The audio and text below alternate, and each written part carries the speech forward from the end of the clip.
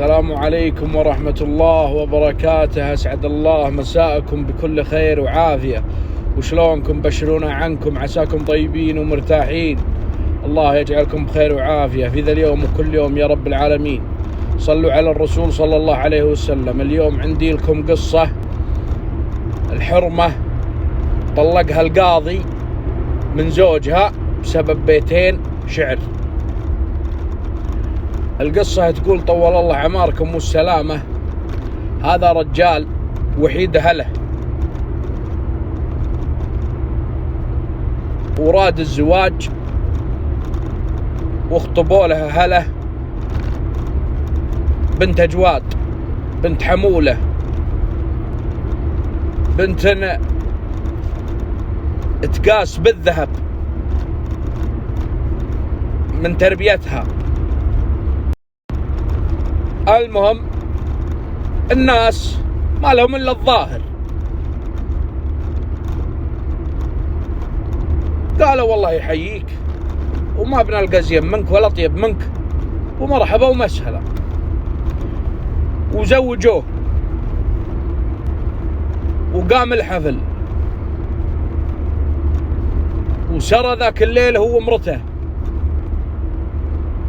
ويبات الليل الأول ما قرب مرته، ما جاها. والليل الثاني هو يرقد في فراش وهي في فراش. والليل الثالث ومثل. والليل الرابع ونفس الطريقة. يوم أصبحوا صباح اليوم الخامس قالت البنت: يا فلان عسى ما خلاف، عسى ما انت بشايف مني شيء نزعلك، ولا عسى ما انت بكاره مني شيء سمعته عني، ولا بدر مني شيء كرهك فيني. عسى ما خلاف، سمعت عني شيء ما هو بزين لي 5 أيام وانا مثل ما انا. قال: لا والله ما شفت منش الا كل خير، وما سمعت عنش الا كل خير، وعلمش غانم، وانتي بنت جواد ان الله ربنا وربهم، لكن انا بعلمش بالسر. قالت: هسلم، وش السر؟ قال: والله طال عمره شو السلامة، زمان كنت راكب لي على فرس، ووقعت من على الفرس وتصاوبت، وراحت رجولتي بسبب ذا الإصابة، واليوم ما عندي سلاح إن أقرب شبه.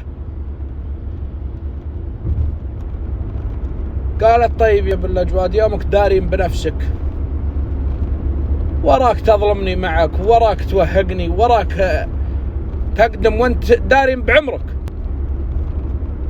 الناس ما تتزوج إلا تبي الحياة السعيدة والاستقرار والعيال. قال: والله أنا عندي حلال وعندي خير وعندي مال، وأبي من يخدمني ويخدم حلالي. قالت: شف، أنا بصبر عليك حول، الحول يعني سنة.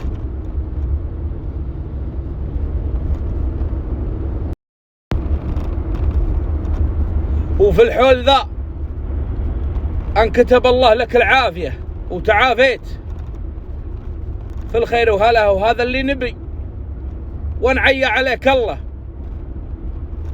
فبد ودني عند أهلي ولا قدنا عند أهلي، قل يلا يا حرمة مشينا، وبقول أنا اشتقت لأهلي وأبي أجلس مع أهلي، وبتهاوش أنا وياك، وطلقني وخل سواد الوجه لي وبياض الوجه لك. قال: تخسين. شوف نجاسة الرجال ذا كيف هي. قال: تخسين، أنا ما صدقت على الله. قال لي واحدة تخدمني وتقوم بحلالي ومالي، وتغسل هدومي وتكني وتطعمني. المهم من جبرة المسكينة على أمرها. وفي المدة الأولى زمان الأولين عيبا على الحرمة تقول الكلام ذا، ومستحيل انها تقوله، العيب اللي في رجالها. صبرت مالكم في الطويلة، صبرت عليه 9 سنين، وهو على قول المثل قليل إحسان وشين لسان، يضربها ويبهذلها ويتكلم عليها وهاينها، يعني فوق ما هي صابرة على بليتك، وفوق ما هي صابرة على عيبك تضربها وتبهذلها. هذا عيب، مفروض انك تحطها على راسك وتتذكر انها صابرة عليك وحارمة نفسها من ملذات الحياة اللي هم العيال. المهم الرجال بعد 9 سنوات ضربها ضرب مبرح، وضربها ضرب قاسي، طفح كيلها، قالت طلقني، قالت خسين، قالت انا وياك عند القاضي. قال ايه؟ روحي للقاضي. وش بتقولي للقاضي؟ بتقولين زوجي فيه وفيه؟ انت حرمه ما تقدرين تقولينه. قالت نروح عند القاضي ولا جينا عند القاضي يكون خير. قال يلا، وراحوا عند القاضي. ويوم جلسوا عند القاضي قال القاضي للرجال عد حجتك يا الخوي. قال الزلابة لا قال هي اللي تحاكى.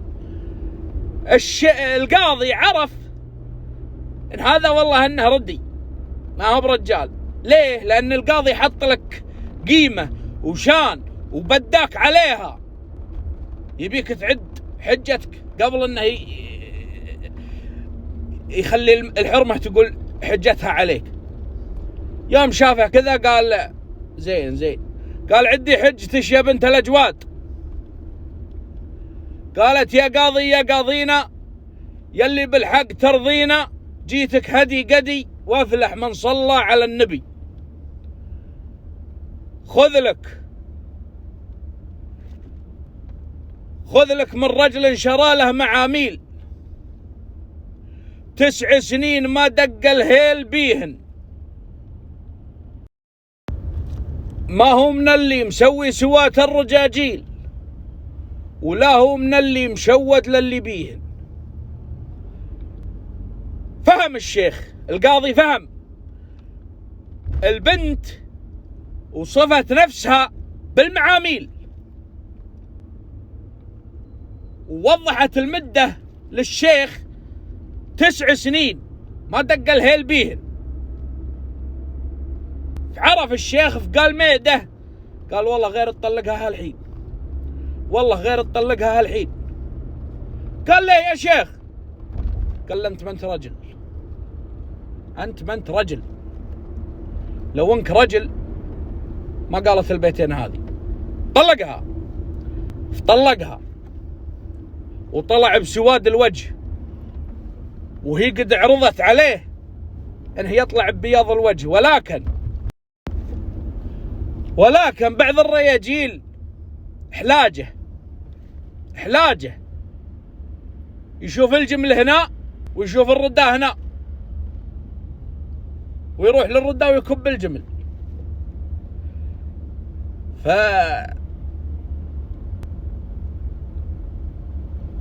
حبيت أقول لكم القصة هذه ووصيكم ونفسي ببنات الأجواد، بنات الأجواد على الراس مجلاسهم، ما عطوك إياها أهلها وهي رخيصة عندهم، ولا عطوك إياها أهلها من جوع، عطوك إياها من شان تعزها. الله هذه قصتنا لهذا اليوم.